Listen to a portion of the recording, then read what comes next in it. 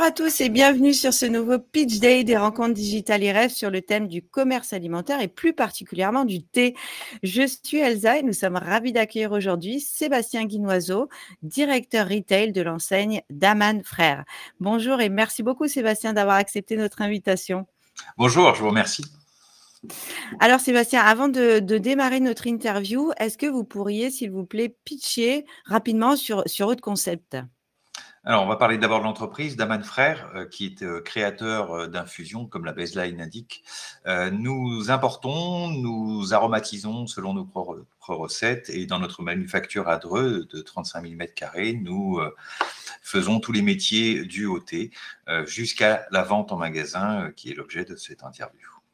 Ok, super. Merci beaucoup. Donc justement, maintenant, on va rentrer vraiment dans les détails. Alors déjà, est-ce que vous pouvez nous parler un petit peu de l'aventure d'Aman? Comment a-t-elle commencé? Comment se sont passés les débuts? Pourquoi est-ce que cette enseigne a été créée?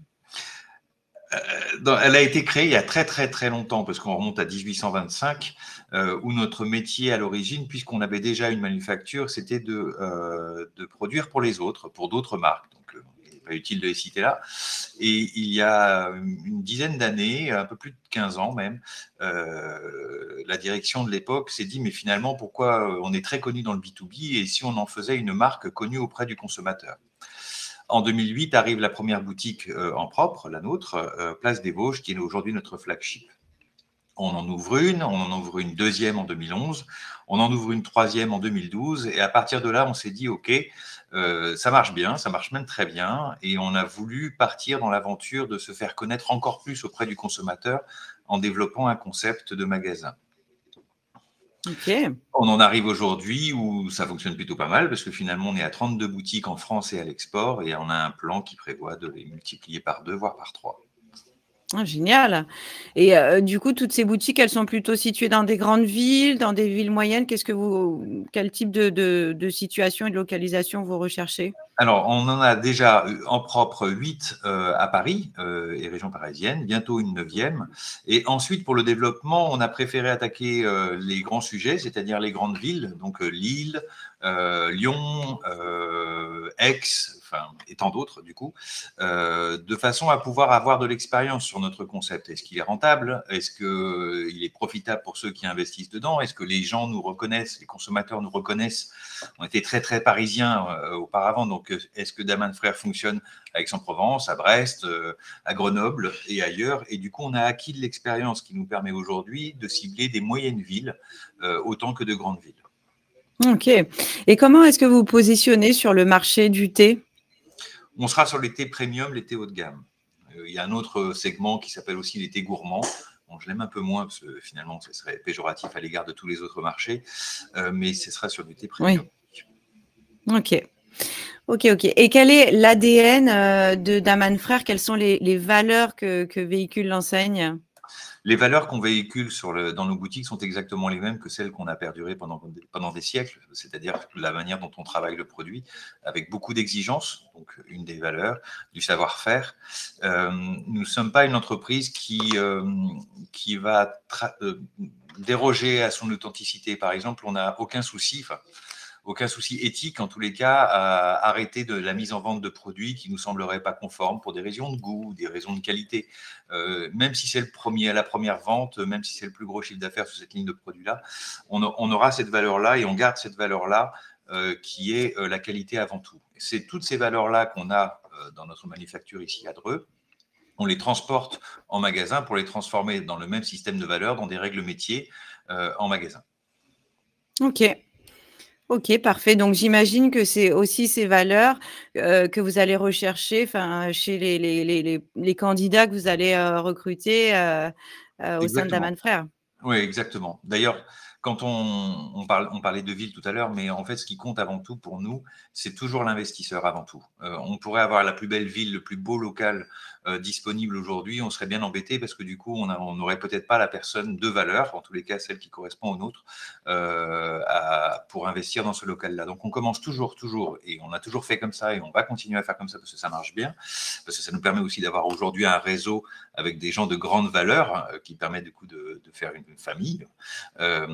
On a toujours cette exigence-là sur la recherche des profils, c'est-à-dire que nous donnons très rapidement nos valeurs, on fait visiter très rapidement notre manufacture, les différents métiers qu'elle renferme, et ensuite on voit si le potentiel investisseur ou franchisé résonne. Est-ce que ça lui dit quelque chose? Est-ce que ça lui parle? Est-ce que ça lui fait rêver? Et on est toujours très attentif à cette réaction-là parce que du coup on se dit ah ok, on est dans le même système de valeurs, donc on peut commencer à parler business. OK. Je rebondis tout de suite sur ce que vous venez de dire, par rapport au profil investisseur. Est-ce que, en fait, vous quand vous parlez de franchisé et investisseur, ça veut dire qu'un profil purement investisseur, c'est un profil qui vous intéresse? En France, on est plutôt à chercher d'abord le profil retailer. Et Opérationnel, peut-être OK. opérationnel, puisque derrière, en fait, une fois qu'on a ouvert le magasin, il y a une partie du travail qui s'arrête, le montage, mais la vraie vie commence finalement pour la boutique. Et du coup, on aime beaucoup avoir des retailers en face de nous, parce que du coup, on a un langage commun. Ça nous permet aussi de nous améliorer parce qu'ils ont aussi de grandes compétences. Donc, du coup, ils nous poussent un peu dans nos retranchements et c'est une très bonne chose parce que ça nous permet de nous remettre en question régulièrement. Ces profils-là sont vraiment adaptés pour le marché français, voire même européen. Pour tout ce qui est grand export, j'entends par exemple l'Asie et les États-Unis, on sait que le business model n'est pas du tout le même, que le fonctionnement ne peut pas être le même puisqu'on parle déjà d'importation et on n'est pas fermé du tout à des profils investisseurs D'accord, OK. qu'on accompagnera davantage pour acquérir l'expérience retail. Mais il nous faut, mais le modèle français n'est pas forcément transposable déjà à tous les pays d'Europe, mais surtout au grand export. Oui et là, du coup, en grand export, on parle de master franchisé ou pas forcément? On n'est pas fermé à cette solution-là. OK aussi, OK. Bon, juste voilà, c'était pour, parler de de ce volet-là. Maintenant, j'aimerais bien qu'on aborde, bah, voilà, le profil type de candidat que vous recherchez parce que je sais qu'il y a des caractéristiques quand même, certaines, qui sont importantes pour vous et j'aimerais bien que vous nous en parliez, Sébastien, s'il vous plaît. On en a donné deux. Alors Oui. moi, je suis retailer depuis que je suis bébé et j'aime ce métier-là parce que c'est pas forcément le lieu de l'expliquer là, mais on le fait avec passion. En tous les cas, pour moi et mes équipes, c'est un métier qu'on fait avec passion. On l'a dit tout à l'heure, on l'a un peu spoilé tout à l'heure en disant qu'il fallait un système de valeurs. Évidemment, la valeur retail ou la manière de le faire compte beaucoup. Vous ne verrez pas dans des boutiques d'Aman Frères des grandes étoiles avec des promos moins 30%, etc. Ça n'existe pas. Malgré tout, on va gérer les choses différemment. Le système de valeur compte donc énormément. La valeur retail aussi, enfin le métier retail, il y a des profils de passionnés dans le thé à qui on a invité à avoir une expérience retail avant de venir s'investir dans ce projet-là, qui pour nous, et je vais toucher du bois en faisant ça, vous ne le voyez pas, mais pour l'instant, toutes les boutiques qu'on a ouvertes, on n'en a fermé aucune et on ne veut pas que ça arrive. Donc, du coup, on imagine vraiment la relation avec nos licenciés ou les investisseurs sur quelque chose de vraiment au long cours. Je parlais de famille tout à l'heure, il y a cette valeur-là dedans, du coup. Hein. Oui, oui, oui. Ensuite, il y a la connaissance donc, du métier, le partage de valeurs, ça c'était en deux. En trois, il y a quand même la connaissance du terrain. J'entends, si on veut investir dans une ville comme, mettons, Bordeaux, il est hors de question d'avoir quelqu'un qui découvre la ville de Bordeaux, puisque il y a un certain nombre de codes par ville auxquels on doit s'adapter, un certain nombre de profils aussi de consommateurs qui sont différents, auxquels on doit s'adapter. Et je vous parle de ça quand je parle de Bordeaux, mais on pourrait parler de la Suisse, on pourrait parler de la Belgique, c'est exactement la même chose. La dernière valeur tient au goût des belles choses. On disait tout à l'heure que le métier, c'est du thé premium. Ça veut dire que dans la manière dont on va procéder, la manière dont on va communiquer avec le client, on va le faire d'une certaine façon la plus élégante possible, mais la plus franche également. Du coup, quand on a ces quatre piliers-là, donc je parlais de retail, de système de valeur, de connaissance du métier, mais connaissance aussi du terrain, là, on peut commencer à engager les conversations. Je parle pour la France, évidemment. Oui, oui. OK et donc pour résumer, un profil de commerçant qui connaît bien son tissu économique local et passionné. Oui, et puis j'ai oublié la principale, comme ça paraissait tellement évident que j'ai oublié de le dire. Oui, avoir une appétence pour le thé quand même. Bah, oui, oui, mais non, oui, oui, On oui. devrait le dire quand même. Mais c'est vrai, vous avez raison de On le va le préciser, rajouter. sait-on jamais, mais oui, bien sûr. Bah, oui, parce qu'il y a tellement de parfums, il faut goûter, il faut connaître, il faut savoir de quoi on parle. D'ailleurs, est-ce qu'on a besoin d'être un fin connaisseur, en thé pour, se lancer avec Daman? Il y a des moments où je suis tenté de vous dire oui et d'autres non. on a la chance de travailler pour une maison qui absorbe absolument tous les métiers, de l'importation que l'on fait directement dans les jardins de thé, jusqu'ici la transformation et ensuite la vente. Il y a beaucoup, beaucoup d'idées reçues dans le métier du thé. Il y a différentes façons de s'approvisionner aussi dans le monde du thé. Alors, on a la nôtre. Et c'est vrai que parfois, je me dis, tiens, c'est très bien parce que du coup, on a acquis le langage quand on est passionné qui est finalement le langage de dégustation qui n'est pas très loin de celui du vin ou des alcools. Par contre, ça peut être un inconvénient où il faut désapprendre tout ce qu'on a appris puisqu'on le fait d'une façon vraiment très différente. Encore une fois, on est en circuit très, très, très court. L'avantage, bon, on le connaît sur ce type de métier-là. Un autre avantage, c'est qu'on est bourré d'informations. N'importe quel produit qui est en magasin, on sait donner exactement toute son histoire jusqu'à la date de la cueillette, qu'elle a été en Chine, en Inde ou en Afrique, enfin partout ailleurs. Donc du coup, c'est pas mal parfois d'avoir des vrais passionnés qui ont l'honnêteté de nous dire qu'ils n'y connaissent pas grand-chose finalement, pour pouvoir les former et puis pouvoir leur apprendre un vrai métier. Le métier du OK. thé est un métier aussi, hein. Ah bah oui, oui, oui, bah ça c'est sûr. Oui, mais c'est comme comme vous le disiez, c'est comme le fromage, le café, le vin, effectivement, c'est bien de s'y connaître et finalement quand on intègre une franchise, c'est pas grave du tout parce que justement vous pouvez être, aussi, façonné, pardon pour le terme, mais en tout cas, voilà, vous pouvez apprendre avec l'enseigne et les pratiques aussi de l'enseigne et c'est ça qui est bien aussi, justement.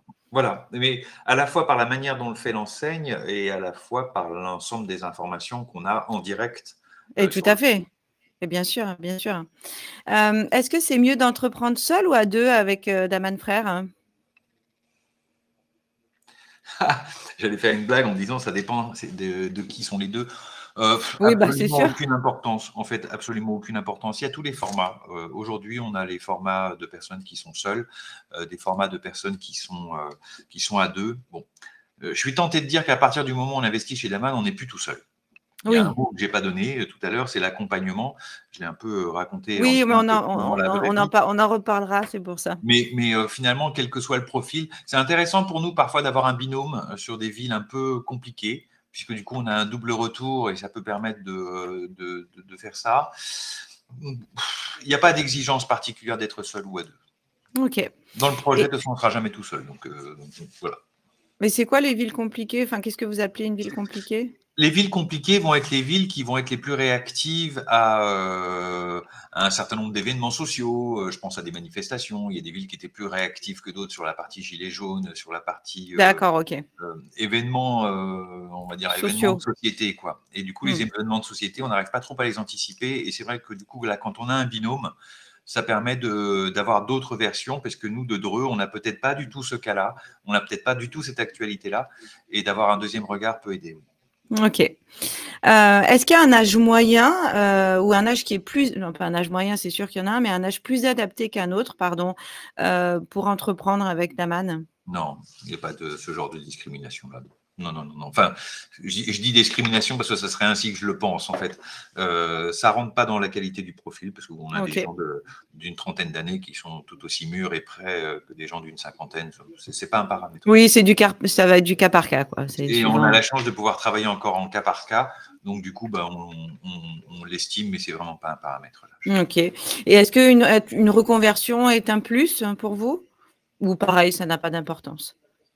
La reconversion, c'est le moment où quelqu'un, enfin, je veux redéfinir ce que moi je comprends par reconversion. Reconversion, c'est le moment où quelqu'un veut sortir d'un métier qu'il a pratiqué ou pas aimé et qui veut essayer autre chose. Et en fait, la réponse, elle est dans le verbe que je viens d'utiliser, essayer. On est très attentif à ça, aux reconversions, parce que en fait, il y a quand même beaucoup d'argent en jeu. Il y a beaucoup d'investissements. On a parlé de famille, on a parlé de passion, on a parlé de métier. Euh, Si jamais c'est pas le bon choix, ni même le bon produit, c'est un magasin qui ferme, c'est un profil qui a perdu du temps, c'est un profil qui a perdu de l'argent. Alors du coup, je suis toujours un peu tatillon sur ces histoires de reconversion. Il est important de pouvoir les favoriser et il est important aussi de sécuriser l'investissement. Donc souvent, on recommande de travailler quelque temps, soit dans une boutique d'Aman, soit de s'approcher de différents métiers du thé, pour pouvoir acquérir ça de façon à ce que la personne s'assure qu'elle ait vraiment envie de passer tous les jours de sa semaine derrière un comptoir à vendre du thé d'Aman. Ça serait bien tard que de s'en rendre compte au moment où tout est ouvert et tous les montants ont été investis en banque. Ok, ouais, c'était très clair. Et est-ce que, bon, je pense avoir la réponse, mais est-ce que vous privilégiez le savoir-faire ou le savoir-être?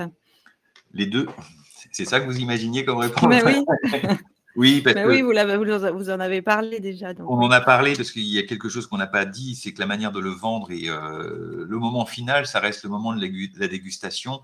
Et chez Daman, on l'associe énormément à l'art de vivre à la française, donc dans la série des valeurs. Donc du coup, le savoir-être et savoir-faire sont étroitement liés. On ne fait pas trop de différence dans le résultat, en fait. Les deux sont très importants. Ok. Et donc le commerce, quel type d'emplacement privilégiez-vous? Est-ce que et déjà, quelle est la superficie moyenne d'un commerce aussi? La superficie, je parle que de la surface de vente, j'inclus pas les réserves et Ok, autres dépendances, mais l'idéal, c'est d'avoir un 45-50 mètres carrés. On sait faire aussi en dessous, donc là aussi c'est un peu au cas par cas, mais la moyenne des magasins, c'est entre 45 et 55 mètres carrés. Ensuite, en fonction des valeurs locatives, des choix qu'on peut faire, il nous est arrivé d'aller à 40, d'aller à 35, assez rarement, mais de le faire quand même, pour ne pas nous fermer l'opportunité. ok. J'ai oublié un Et morceau. plutôt centre-ville, Plutôt j'imagine. centre-ville, en faisant attention. On n'a pas prétention de vouloir se faire connaître parce qu'on aurait pris un emplacement numéro 1, un emplacement premium. On n'a pas forcément besoin de ça pour que ça fonctionne. Et en plus, ça peut poser des difficultés dans la rentabilité du projet puisqu'on aurait choisi un emplacement extrêmement coûteux. Et on vend le thé pour du plaisir. Alors du coup, nous, on vend des boutiques d'Aman Frères pour qu'il y ait le même plaisir. Et c'est vrai que s'il y a le souci de l'argent toutes les fins de mois, ça va beaucoup, beaucoup moins nous intéresser. Donc, comme on se Ok, passionne pour le projet des uns et des autres, on fait très attention à l'investissement. On est plutôt sur du emplacement 1 bis. ok. Ok, ok. Donc, alors, Sébastien, si on veut résumer un petit peu sur ce candidat idéal, c'est quoi le petit plus qui va faire la différence? C'est quoi le petit plus qui va le différencier? Et c'est quoi le petit plus qui va faire que vous allez partir avec ce candidat? Ah, c'est une super question. En fait, je viens de la reformuler en me demandant quels ont été les petits plus de tous ceux qui ont ouvert des boutiques d'Aman aujourd'hui. C'est une super question. Je pense que d'être surpris, une fois qu'on est quand même bardé de paramètres avec un certain niveau d'exigences, puis avec le temps, on commence à connaître le profil des investisseurs et également ceux avec lesquels on travaille depuis bientôt plus de 10 ans. Le petit plus, ça va être dans l'idée que nous, on n'a jamais eue, dans la façon de voir les choses qu'on n'a jamais eues. Ça va se situer par là. Ok. J'ai pas de, je voudrais surtout pas là dans un média stigmatiser ce que doit être un petit plus parce que vous allez me retirer tous les effets de surprise que j'adore. Ce qui est sûr, c'est que celui qui va montrer de la passion et de l'intérêt pour le projet va forcément arriver avec une idée qu'on n'a pas eue parce qu'il est vierge de tout. Et c'est ça qu'on va rechercher. Ok. C'était une très bonne réponse. Merci, Sébastien. Maintenant, j'aimerais bien qu'on aborde un petit peu le côté financier de la chose et j'aimerais connaître les critères que vous demandez pour intégrer votre réseau. Euh, Critères on a, financiers. on a une équipe qui se compose d'une chargée de projet qui va accompagner les futurs licenciés. Parce qu'on parle de franchise depuis tout à l'heure, mais en fait, c'est des contrats de Oui, licence. oui, oui, oui, tout à fait. Donc on les appelle les licenciés, enfin on les appelle par leur prénom, mais en famille, c'est une famille de licenciés. Donc on a une personne qui va les accompagner du premier contact jusqu'à l'implantation du magasin. En fait, on ne souhaite pas qu'il y ait beaucoup d'apports. Je m'explique pourquoi, parce qu'on tient vraiment à ce que nos boutiques en licence, les boutiques d'Aman Frères, restent rentables. Donc on fait très attention à cet équilibre entre je mets de l'apport pour compenser une possible défaillance dans le montage du projet. On est aux alentours de 25 ou 35 000 euros. C'est surtout les banques en fait qui demandent un cautionnement plus important, sachant qu'on Oui. propose beaucoup un cautionnement personnel qui ferait que pour ouvrir une boutique d'Aman Frères, vous êtes obligé de mettre en caution votre appartement, vos biens personnels. Ça reste du travail. Beaucoup de projets que nous avons montés se sont passés de cette option-là. Donc, du coup, on fait très attention à ce qu'il n'y ait pas le stress d'une activité qui serait sur un mois plus faible et que tout d'un coup, il y ait le stress de dire tiens, est-ce que l'appartement est en jeu? Pour répondre à votre question, c'est plutôt des investissements qui vont être on est aux environs de 4 000, 4 600 euros du mètre carré pour l'investissement. Ça veut dire qu'il y a à peu près 2 000 euros entre 2000 et 2600 euros d'agencement, puisqu'en fait, quand on Mhm. a une boutique d'Aman, à part le sol et le plafond, ce ne sont que des meubles. Oui, des petits rangements pour mettre les Oui, voilà. différents Enfin, thés. le concept, en fait, il s'exprime par les meubles surtout. Au sol, c'est juste un plancher. Enfin, c'est juste un plancher. C'est un plancher et un plafond, et souvent, il faut retravailler la façade. Donc, on est à peu près dans une fourchette de 2000 euros, 2600 euros du mètre carré pour l'agencement et environ 2000 euros pour le gros œuvre. Le but de trouver le bon local, c'est celui qui permettra de ne pas refaire la façade, de ne pas refaire le plafond et de trouver un équilibre. Mais on part toujours avec cette donnée de 4600 euros du mètre carré en agencement et en travaux, puisque c'est celle que pour l'instant on n'a pas dépassée. Et bien, dans bien souvent des cas, dans la plupart des cas, on a été bien en deçà. Mais je préfère communiquer celle-ci, comme ça, il n'y a pas de surprise. Ensuite, pour les investissements, on essaye de vraiment, enfin j'insiste sur ce point, que les gens mettent un minimum d'apport parce qu'on considère que la boutique doit rembourser tous les apports qu'elle a reçus. Donc quand Oui, on monte les business plans, la manière dont on procède, c'est que une fois qu'on a trouvé l'investisseur, une fois qu'on a trouvé le local et la ville, on fait conjointement des business plans, c'est-à-dire l'investisseur avec son comptable, nous de notre côté aussi, et on se rejoint. Si jamais on sent qu'il faut faire un chiffre d'affaires pour atteindre un seuil de trésorerie, parce que c'est la trésorerie qu'on va regarder, le seuil de chiffre d'affaires à atteindre est trop important pour gagner le premier euro de trésorerie, c'est souvent Daman qui dit, bon, on va chercher un autre local, celui-ci est un peu cher, vous allez moins vous amuser. On est souvent en protection des investissements ou des futurs investissements parce que oui, tempérer un peu quand même. oui, on ne veut pas qu'il y ait de conversation sur des problèmes de rentabilité qu'il n'y a pas. Donc, du coup, on se dit, si on veut rester dans la partie plaisir, on va évacuer la question de l'argent. Donc, au moment du montage, on est hyper précautionneux. Très bien. Là, on devient comptable. Oui, c'est ça, exactement. Mais oui, mais c'est bien aussi parce que je pense que c'est aussi ce qu'attendent certains licenciés ou franchisés, surtout quand ce sont des primo accédants et que c'est leur première expérience en tant que chef d'entreprise. C'est justement cet accompagnement-là. Et j'aimerais bien, Sébastien, quelle belle transition pour, merci d'ailleurs de me l'avoir soufflé, pour parler de l'accompagnement que vous proposez justement chez Daman. On parlait tout à l'heure on vient de parler de l'accompagnement. Enfin, je ne vais pas rentrer encore plus dans les détails, ce serait une découverte pour ceux qui ont envie de le faire. Donc, l'accompagnement au montage, une fois que la boutique est ouverte, moi-même, j'ai toujours participé à toutes les implantations parce que c'est là que commence la vraie vie. On a la chance d'avoir maintenant un réseau plus étoffé qui a une dizaine d'années. Donc, en fait, tous les mois, on va envoyer un tableau de bord à tous nos licenciés qui va lui permettre de se positionner par rapport aux autres magasins. Est-ce que ce thé-là, c'est pas vendu? Tiens, pourquoi? Et on va poser beaucoup de questions comme ça. C'est pas du tout pour fliquer ou quoi que ce soit, mais c'est C'est simplement pour plus être pour sûr qu'on n'a pas comprendre. raté une opportunité. Donc régulièrement, et avant notre interview, j'étais justement en train d'en peaufiner un nouveau, on va envoyer un ensemble de données qui permettent du coup aux franchisés d'avoir des actions de gestion, des actions commerciales. Mettons qu'une animation ne marcherait moins dans une ville qu'une autre, on va beaucoup s'interroger, non pas sur la qualité du travail qui a été effectué, mais qu'est-ce qu'on a moins bien fait pour cette ville-là. Et en fin de compte, l'accompagnement, on le dit jamais, mais il est réciproque. Nous, on va accompagner sur le projet parce qu'on va voir toutes les données.